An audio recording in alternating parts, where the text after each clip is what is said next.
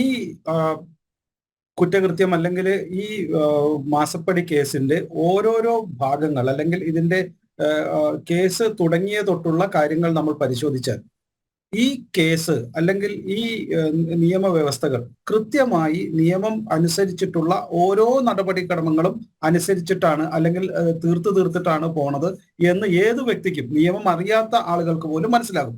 ഒന്ന്, ഇവിടെ ഒരു ഇൻകം ടാക്സിന്റെ റെയ്ഡ് ഉണ്ടാകുന്നു.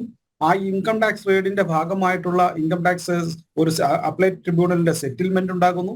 ആ സെറ്റിൽമെന്റിൽ ഇത് പൂർണ്ണമായും തട്ടിപ്പാണെന്ന് മനസ്സിലാക്കുന്നു. ഇത് ഇത്തരത്തിലുള്ള പണം പോയിട്ടുണ്ടെന്ന് മനസ്സിലാക്കുന്നു. അതിനുശേഷം ആ പണം പോയതിനെ കുറിച്ചിട്ടുള്ള അന്വേഷണം വരുന്നു. അങ്ങനെ കൃത്യമായിട്ട് തെളിവുകളുള്ള ഒരു കോടതി പോലും അംഗീകരിച്ച് ഈ പണം പുറത്തു പോയിട്ടുണ്ട്, അതല്ലെങ്കിൽ ഇത്തരത്തിൽ തെളിവുകളില്ല, അതല്ലെങ്കിൽ ഒരു സേവനവും നൽകാതെയാണ് ഈ പണം ഒരു എക്സാലോജിക് എന്നുള്ള കമ്പനിയിലേക്ക് പോയിരുന്നത്. അത് മുഖ്യമന്ത്രിയുടെ മകളുടെയോ മറ്റെന്തുമാകട്ടെ, സേവനം നൽകാതെ ഒരു വ്യക്തിക്ക് പോയിരിക്കുന്നു. ഇതിൽ രാഷ്ട്രീയം മാറ്റിവെക്കും. ഇവിടെ തൊട്ടാണ് അടുത്ത പ്രശ്നം വരുന്നത്. ഇതിനെ ഒരു കമ്പനി കാര്യം, അതായത് ഒരു സംസ്ഥാനത്തെ അല്ലെങ്കിൽ ഇന്ത്യയിൽ രജിസ്റ്റർ ചെയ്ത ഒരു കമ്പനി ഒരു സേവനവും നൽകാതെ മറ്റൊരു കമ്പനിയിൽ നിന്ന് നിരന്തരമായി 1,72,00,000 രൂപ കൈപ്പറ്റി എന്നുള്ള കണക്ക് വരുമ്പോൾ അത് കമ്പനി കാര്യാലയത്തിന്റെ അന്വേഷണത്തിൽ വരുന്നു.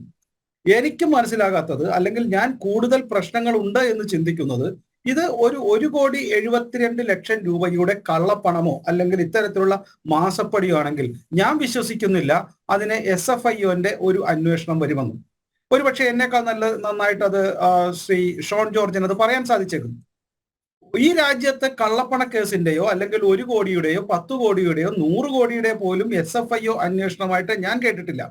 അപ്പൊ ഞാൻ മനസ്സിലാക്കുന്നത് ഈ എക്സാലോജിക്കോ CMRLോ മാത്രമല്ല, എക്സാലോജിക്കലി CMRന്റെ 1,72,00,000 എന്നുള്ള വെട്ടിപ്പിന്റെ കാര്യങ്ങൾ മാത്രമല്ല ഈ അന്വേഷണത്തിന്റെ ഭാഗമായി പലപ്പോഴും വന്നിട്ടുള്ളത്.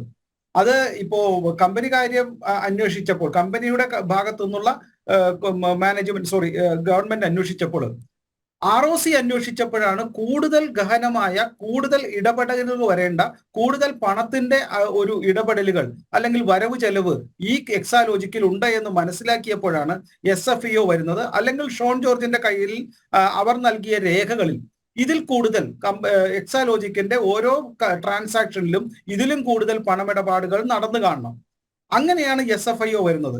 SFIO വന്നതിന് ശേഷം ഈ പണമിടപാടുകൾ ഒരുപക്ഷെ ഇന്ത്യയിൽ നിന്ന് മാത്രമല്ല, ഞാൻ മനസ്സിലാക്കുന്നത് എക്സാലോജിക് കമ്പനിക്ക് സിംഗപ്പൂരും അതുപോലെ തന്നെ മറ്റ് പല വിദേശ രാജ്യങ്ങളിലും, ഞാൻ പറയാത്തതാണ് കാരണം അത് എനിക്ക് കൃത്യമാണോ എന്ന് അറിയില്ല, ഏതായാലും പല വിദേശ രാജ്യങ്ങളിലും ഇതേ കമ്പനിക്ക് അക്കൗണ്ട് ഉണ്ട് എന്ന് വരികയും ആ കമ്പനിയുടെ അക്കൗണ്ടിലേക്ക് വിദേശത്ത് നിന്ന് പണം എല്ലാ നിയമ ഇടപാടുകൾക്ക് എല്ലാം അതീതമായി, ഫെമയ്ക്കെല്ലാം അതീതമായി, അല്ലെങ്കിൽ ഇന്ത്യയിലെ നിയമങ്ങൾ തെറ്റിച്ചുകൊണ്ട് പണം വരികയോ അതല്ലെങ്കിൽ വലിയ രീതിയിലുള്ള ഡിവിഡൻഡ് മറ്റ് വിദേശ കമ്പനികളിൽ നിന്ന് വരികയോ ചെയ്തിട്ടുണ്ട്. ഇത് സൂചിപ്പിക്കുന്നത് എക്സാലോജിക് എന്ന കമ്പനിയുടെ ഉടമസ്ഥന് വിദേശത്തുള്ള ചില വലിയ കമ്പനികളിൽ വലിയ ഇൻവെസ്റ്റ്മെന്റ് ഉണ്ട്, ഷെയർ ഹോൾഡിംഗ് ഉണ്ട്, അവിടെ നിന്നുള്ള ലാഭം നിരന്തരം വന്നിട്ടുണ്ട്.